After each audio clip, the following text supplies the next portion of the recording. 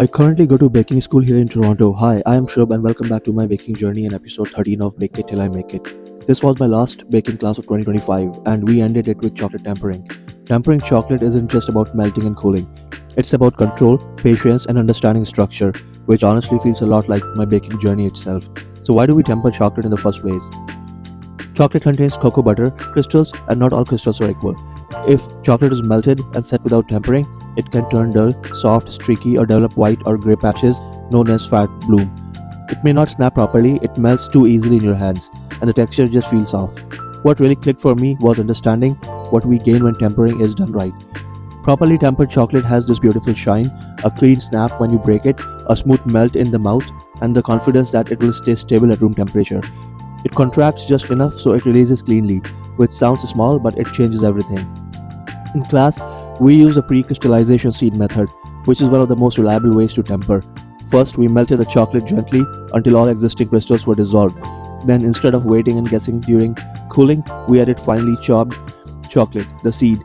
These seeds introduce stable cocoa butter crystals into the melted chocolate. As we stir, these good crystals spread through the chocolate, guiding the entire batch into the right crystal structure. Once the chocolate reached working temperature, we knew it was ready. From there, we moved into production. We piped small mounds of chocolate, about the size of a toonie, onto a parchment. Each mound was topped with a toasted almond, a cranberry, or a quarter piece of apricot. Simple toppings but carefully balanced for texture and flavor. Next came the strawberries. Fresh strawberries were dipped into the tempered chocolate, then finished with a light drizzle of white chocolate, clean, elegant, and classic.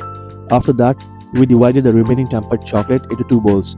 In the first bowl, we added the remaining almonds and spread the mixture into a bark. The key detail here was thickness. We leveled it carefully, so the bark stayed about the thickness of a single almond.